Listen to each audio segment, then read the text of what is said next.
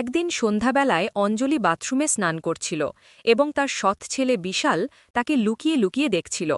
বাথরুমের দরজা পুরানো হওয়ার কারণে কিছুটা পচে গিয়েছিল, যার ফলে বিশাল সেই কাঠ খুঁড়ে খুঁড়ে একটি ছিদ্র তৈরি করে দেয়, আর সেই ছিদ্র দিয়ে সে প্রতিদিন তার মাকে স্নান করতে দেখত।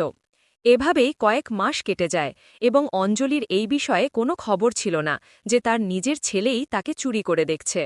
অঞ্জলি দেখতে খুব সুন্দর এবং আকর্ষণীয় মেয়ে ছিল। তার শরীর ছিল খুব ভালো, যা যে কাউকে আকর্ষণ করার জন্য যথেষ্ট ছিল। যেখানে তার ছেলে তাকে নগ্ন অবস্থায় স্নান করতে দেখে আরও বেশি অস্থির ও তৃষ্ণার্ত হয়ে উঠেছিল। বিশাল মনে মনে পরিকল্পনা করতে শুরু করেছিল যে কোনোভাবে তার নিজের মায়ের সাথে একবার সবকিছু করতে পারলে মনে খুব শান্তি মিলবে। কিন্তু অঞ্জলি সম্পর্কে তার সৎমা ছিল।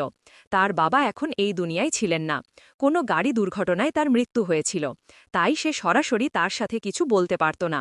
তার ভয় ছিল যে যদি সে তার নিজের মাকে কিছু বলে তাহলে সে তার উপর রাগ করতে পারে অথবা তার দাদাকে সব বলতে পারে, যার ফলে তার সম্মান ধূলিসাৎ হয়ে যাবে এবং দাদা তাকে বকবে তা আলাদা, আর কে জানে তার বাবা তার সম্পর্কে কি ভাববেন। এখন বিশাল এই বিষয়ে অনেক ভাবতে শুরু করেছিল, কিন্তু সে জানত না যে তার সৎ মাও একই জিনিস চাইছিল। তারপর একদিন খুব বৃষ্টি হচ্ছিল। যখন অঞ্জলি কাপড় ছাড়তে ছাদে গেল, তখন বিশাল তাকে তার কোলে তুলে নিল এবং হ্যালো বন্ধুরা, স্বাগত আপনাদের আমাদের আজকের গল্পে। বন্ধুরা, বিশাল প্রতিদিনের মতো তার মা অঞ্জলিকে লুকিয়ে লুকিয়ে দেখত। এই বিষয়ে অঞ্জলির কোনো জানা ছিল না। বিশাল এই বিষয়ে অনেক ভেবেছিল যে সে কিভাবে তার মাকে রাজি করবে। তারপর বিশাল তার ফোন থেকে একটি নকল আইডি তৈরি করেছিল এবং তাতে একটি মেয়ের ছবি দিয়েছিল। আর আইডি তৈরি করার পর সে তার নিজের মাকে একটি ফ্রেন্ড রিকোয়েস্ট পাঠিয়েছিল। অঞ্জলি বেশি বয়স্ক মহিলা ছিল না। অঞ্জলি যখন তার ফোনে ফ্রেন্ড রিকোয়েস্ট দেখল, তখন সে ভাবল একটি মেয়ের রিকোয়েস্ট এসেছে। অঞ্জলি রিকোয়েস্ট অ্যাকসেপ্ট করল এবং অঞ্জলির এমন করায় বিশালের কাজ আরও সহজ হয়ে গিয়েছিল। বিশাল যখন রিকোয়েস্ট পাঠিয়েছিল, তখন সে তার মায়ের সাথে ঘনিষ্ঠতা বাড়ানোর চেষ্টা করছিল। সে তার কাছে গিয়ে বসত, তার সাথে হাসি ঠাট্টা করত এবং যদি সে কোথাও বসে থাকত তাহলে সে ইচ্ছে করে তার সাথে লেপ্টে বসার চেষ্টা করত। এই বিষয়টি অঞ্জলিও লক্ষ্য করছিল, কারণ বিশাল তার সাথে হাসি ঠাট্টা করতে শুরু করেছিল। সে তার কাছে হাসি ঠাট্টা করত, এতটা লেপ্টাচেত যে অঞ্জলিরও মনে হতে শুরু করেছিল যে সম্ভবত তার ছেলে তার থেকে আরও কিছু চাইছে। একদিন বিশাল অঞ্জলিকে বলতে শুরু করল, অঞ্জুমা, তোমার কোনো বয়ফ্রেন্ড নেই কি? অঞ্জলি বলল, এ কি ধরনের কথা বলছো, কিছু বুঝছো কি? আমি তোমার মা। তখন বিশাল বলে, দেখো অঞ্জুমা, বাবাকে গেছে ৩ বছর হয়ে গেছে এবং এখন তোমার বয়সে বা কত? আমি চাই না যে তুমি সংকুচিত হয়ে জীবন কাটাও। তোমারও জীবন উপভোগ করার অধিকার আছে। যদি কেউ থাকে তবুও আমার কোনো আপত্তি নেই। এতে অঞ্জলি বলল, না, আমার কোনো বয়ফ্রেন্ড নেই এবং আমি এসব বিষয়ে কোনো আগ্রহও নেই। আমি এই ধরনের মহিলা নই। আমি এই ধরনের কোনো কাজে কোনো আগ্রহ নেই। বিশালের মনে তখন লাড্ডু ফুটতে শুরু করেছিল। সে ভাবতে শুরু করেছিল যে যদি তার কোনো বয়ফ্রেন্ড না থাকে তাহলে তার ভেতরের ইচ্ছাগুলো নিশ্চয়ই জাগ্রত হবে। কিন্তু তবুও সে অজানা হওয়ার অভিনয় করতে শুরু করল এবং বলল, অঞ্জুমা, যদি কেউ থাকে তুমি আমাকে বলে দাও, আমি কাউকে কিছু বলবো না। তুমি আমাকে তোমার বেস্ট ফ্রেন্ড মনে করতে পারো। এখন তুমি এটা মনে করো না যে আমি তোমার ছেলে। তুমি আমাকে তোমার বন্ধুই মনে করো, তোমার দোস্ত মনে করো। অঞ্জলি বলল, না না বিশাল বেটা, আমার কোনো বয়ফ্রেন্ড নেই এবং আমি এই ধরনের কাজ করি না এবং কখনো করবও না। বিশাল তার পরিকল্পনায় লেগেছিল এবং এখন সে অঞ্জলির কাছে সেই মেয়ের আইডি থেকে মেসেজ করা শুরু করল। এখন এদিক থেকে মেয়ের মেসেজ আসলে অঞ্জলিও মেসেজের হাই হ্যালোর রিপ্লাই দিল। কিন্তু অঞ্জলি কি জানত যে তার নিজের ছেলেই তাকে মহিলা সেজে কথা বলছে এবং আগামীতে তার সাথে কি হতে চলেছে। বিশাল অঞ্জলির সাথে মেসেজে কথা বলতে বলে, তোমার কোনো বয়ফ্রেন্ড আছে কি এবং তুমি কি কখনো কারোর সাথে সম্পর্ক স্থাপন করেছ? অঞ্জলি মানা করে দেয় এবং বলে, আমার এসব বিষয়ে কোনো আগ্রহ নেই। ঠিক তখনই বিশালের তরফ থেকে একটি মেসেজ আসে এবং বলে, তোমার একটি বয়ফ্রেন্ড বানিয়ে নেওয়া উচিত। তার সাথে তুমি সব কিছু করতে পারো। এতে তুমি খুব ভালো বোধ করবে এবং অনেক আনন্দও পাবে। আর আমি তো আমার ছেলের সাথেই অনেক উপভোগ করি। যখনই আমার ইচ্ছা হয় আমি আমার ছেলেকে আমার কাছে ডেকে নিই এবং তারপর আমরা মা ছেলে একসাথে সব কিছু করি। এই কথা শুনে অঞ্জলি বিস্মিত হয়ে জিজ্ঞাসা করল, তুমি কি তোমার নিজের ছেলের সাথে এসব করো? তখন ওই পাশ থেকে উত্তর এলো, হ্যাঁ, আমি আমার ছেলের সাথেই উপভোগ করি। বাইরের কোনো পুরুষ বা ছেলের উপর আমার বিশ্বাস নেই। কে জানে কখন কে প্রতারক হিসাবে বেরিয়ে আসবে। তাই আমি আমার নিজের ছেলেকেই বয়ফ্রেন্ড বানিয়েছি এবং তার সাথে অনেক উপভোগ করি। আমরা মা ছেলে যখনই ইচ্ছা করি একে অপরের সাথে উপভোগ করি এবং আমাদের জীবন এইভাবেই কাটাচ্ছি। বন্ধুরা, এখন অঞ্জলির মনেও এই ধরনের চিন্তা আসতে শুরু করেছিল। সেও ভাবতে শুরু করেছিল, যদি সেই মহিলা তার ছেলের সাথে এসব করতে পারে, তাহলে আমিও কেন আমার ছেলের সাথে এই ধরনের সম্পর্ক গড়ে তুলে দেখি না। যাই হোক, সে তো আমার সৎ ছেলে, কিন্তু নিজের ছেলেকে এটা বলার সাহস তার ছিল না। তাই এখন অঞ্জলিও তার ছেলের সাথে কিছুটা আলাদা ধরনের আচরণ করতে শুরু করেছিল এবং তার পরিবর্তিত আচরণ দেখে বিশালের মনেও লাড্ডু ফুটছিল। সে বুঝে গিয়েছিল যে আমার কথার তার ওপর প্রভাব পড়েছে।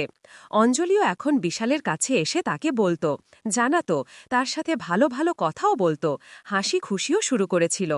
এমনকি দুজনেই বেশ আটকে আটকে একে অপরের সাথে কথা বলতে শুরু করেছিল। অঞ্জলির মনে অনেক কিছু চলছিল। একদিন হঠাৎ বৃষ্টি এলো। ছাদে অঞ্জলি কাপড় শুকানোর জন্য রেখেছিল এবং অঞ্জলি দৌড়ে ছাদে গেল এবং যখন সে ছাদে পৌঁছাল তখন সে সব কাপড় নামিয়ে ফেলেছিল, কিন্তু একটি কাপড় দড়িতে আটকে গিয়েছিল। দড়িটি উঁচু হওয়ার কারণে অঞ্জলি অনেক চেষ্টা করছিল, কিন্তু সেই কাপড়টি বের করতে পারছিল না। তখন সে তার ছেলে বিশালকে ডাক দিল। বিশাল তৎক্ষণাৎ ছাদে পৌঁছাল। তখন অঞ্জলি তাকে বলল যে কাপড়টি তারে আটকে গেছে, তুমি একটু বের করে দাও। বিশাল বলল, আমি তোমাকে কোলে তুলে নিই এবং তুমি সেটি ভালো করে বের করে নাও। সে সুযোগ দেখে তৎক্ষণাৎ তার মাকে কোলে তুলে নিল এবং অঞ্জলি সেই কাপড়টি তার থেকে নামিয়ে ফেলল। এখন এই দুজন মা ছেলে একে অপরের খুব কাছাকাছি ছিল। ঠিক তখনই বিশাল অঞ্জলিকে এদিক ওদিক স্পর্শ করতে শুরু করল, তার সাথে আটকেলি খেলতে শুরু করল। অঞ্জলিও এর কোনো বিরোধিতা করল না, সেও তার সমর্থন দিল এবং দুজন মা ছেলের মধ্যে সেখানেই ছাদে বৃষ্টিতে সবকিছু হয়ে গেল, যা সম্ভবত হওয়া উচিত ছিল না। বন্ধুরা, এখন এই দুজন মা ছেলের মধ্যে যখন এই নোংরা খেলা শুরু হলো, তখন এটি একবারে কোথায় থামতে যাচ্ছিল। এখন এই দুজন মা ছেলে যখনই সুযোগ পেত তখনই একে অপরের সাথে উপভোগ করত। এভাবেই কিছু মাস কেটে গেল এবং পরে অঞ্জলি জানতে পারল যে সে প্রেগনেন্ট হয়ে গেছে এবং তার গর্ভে তারই ছেলের সন্তান বেড়ে উঠছে। এটি শুনে বিশালের পায়ের নিচ থেকে মাটি সরে গেল। সে ভয় পেয়ে গেল। তার মনে হল যে যদি এই কথা দাদাজিকে জানা যায় তবে খুব বেশি ডান্ডা পড়বে এবং মারও পড়বে, আর সমাজে এই কথা ফাঁস হয়ে গেলে খুব বদনামি হবে। সবাই বলবে যে তুমি নিজের মায়ের সাথে এসব করেছ। এখন এটাই দেখার বাকি ছিল। তখন তারা দুজন মিলে প্ল্যান করল যে এই শিশুটির অ্যাবর্শন করিয়ে নেবে। পরের দিন এই দুজন স্বামী স্ত্রী সেজে হাসপাতালে পৌঁছাল, কিন্তু হাসপাতাল স্টাফ অ্যাবর্শন করতে রাজি হল না। ডাক্তার স্পষ্টভাবে অস্বীকার করল যে আমরা এই ধরনের অ্যাবর্শন করি না।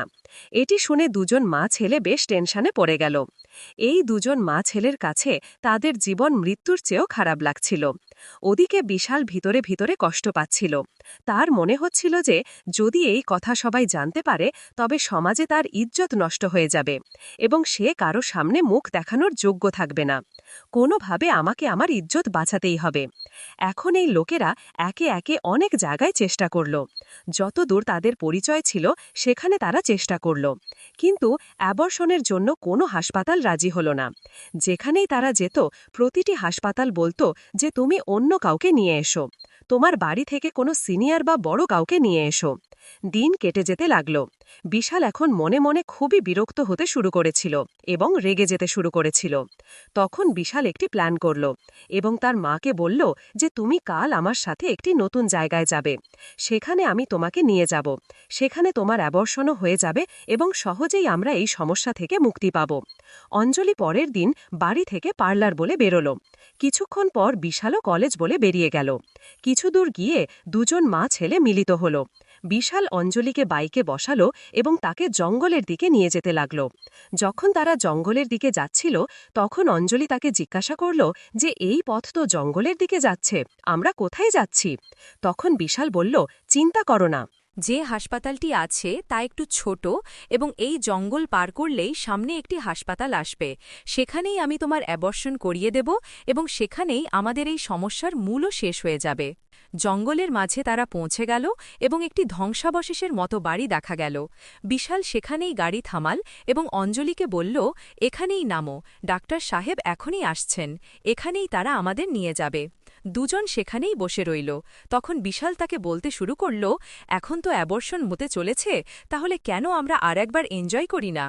অঞ্জলি কথা শুনে তাকে মানা করে দেয়। সে বলতে লাগল যে এখন আমরা এত বড় সমস্যার সাথে লড়াই করছি আর তোমার এনজয় করার ইচ্ছা জেগেছে, এসব এখন ঠিক নেই। কিন্তু বিশালের জিদের সামনে অঞ্জলিও হার মানল এবং এই দুই মা ছেলে সেখানেই ধ্বংসাবশেষে একে অপরের সাথে এনজয় করল। এনজয় করতে করতে বিশাল তার পিছনের পকেট থেকে কিছু বের করে অঞ্জলির মাথায় কয়েকবার মারল, যার ফলে অঞ্জলির মৃত্যু হল এবং সে অঞ্জলিকে সেখানেই কবর দিল। সেখান থেকে সরাসরি সে তার বাড়িতে এসে চুপচাপ বসে রইল এবং এমনভাবে থাকতে লাগল যেন কিছুই হয়নি। যখন সকাল থেকে সন্ধ্যা হয়ে গেল এবং অঞ্জলি বাড়িতে ফেরেনি, তখন দাদাজির টেনশন বাড়তে লাগল। তিনি জিজ্ঞাসা করতে লাগলেন, বিশাল, তুমি কি অঞ্জলিকে দেখেছ? অঞ্জলি এখনও কেন ফেরেনি? একটু খোঁজ করো। তারপর সব জায়গায় অঞ্জলিকে খোঁজা হলো, কিন্তু সে কোথাও পাওয়া গেল না। ধীরে ধীরে দিন কেটে গেল, পুরো রাত কেটে গেল, কিন্তু অঞ্জলির কোনো খোঁজ পাওয়া গেল না। তখন পরের দিন দাদাজি পুলিশের কাছে গিয়ে রিপোর্ট করলেন। তখন পুলিশ তাদের তদন্ত শুরু করল। পুলিশ অঞ্জলির পার্লারে গিয়ে খোঁজ নিল। অঞ্জলি সেই দিন পার্লারে আসেনি। পুলিশ তো পুলিশই, তার সন্দেহ সবার ওপর হয়। পুলিশ বিশালের কলেজে গিয়ে জিজ্ঞাসা করলে জানা গেল যে সেদিন সে কলেজে আসেনি। তখন বিশালকে জিজ্ঞাসাবাদ করা হলো যে তুমি সেদিন কোথায় গিয়েছিলে?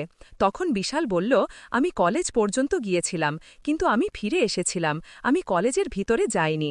পুলিশ তাকে বেশ কঠোরভাবে জিজ্ঞাসাবাদ করল, কিন্তু সে তখনও ভেঙে পড়ল না। তাই পুলিশের ধারণা হল যে হতে পারে এতে সে জড়িত নয়। ধীরে ধীরে এই বিষয়ে অনেক সময় কেটে গেল, কিন্তু কেস এখনও কোনো সিদ্ধান্তে পৌঁছাতে পারেনি। তারপর একদিন অঞ্জলির বাবা সম্পর্কে তথ্য সংগ্রহ করতে চাইলেন। তখন পুলিশ এই কেসকে নতুনভাবে দেখতে শুরু করল এবং অঞ্জলির পুরনো থেকে পুরনো সোশ্যাল মিডিয়া অ্যাকাউন্ট খুঁজে বের করা হল এবং সোশ্যাল মিডিয়া অ্যাকাউন্টে একটি নতুন আইডি পাওয়া গেল, যে আইডি থেকে বিশাল তার সাথে মহিলা সেজে কথা বলত। তার আইপি অ্যাড্রেস থেকে বিশালের খোঁজ পাওয়া গেল যে এই আইডি বিশাল চালাচ্ছিল এবং সে নিজের মায়ের সাথে এইভাবে সোশ্যাল মিডিয়ার মাধ্যমে কথা বলছিল। পুলিশ তৎক্ষণাৎ তাকে গ্রেফতার করল। বিশালকে গ্রেফতার করার পর যখন পুলিশ তাদের পদ্ধতিতে তাকে জিজ্ঞাসাবাদ করল এবং কঠোরভাবে এগিয়ে এলো, তখন বিশাল পুরো ঘটনা পুলিশের সামনে বলল এবং কথা শুনে তার দাদাজি এবং অঞ্জলির বাবার পায়ের নিচ থেকে মাটি সরে গেল যে এই দুই সগোত্র মা ছেলে একে অপরের সাথে এই ধরনের কাজ করছিল। এবং যখন মা প্রেগনেন্ট হয়ে গেল, তখন সৎ ছেলেই মাকে মেরে ফেলল এবং তাকে কবরও দিল।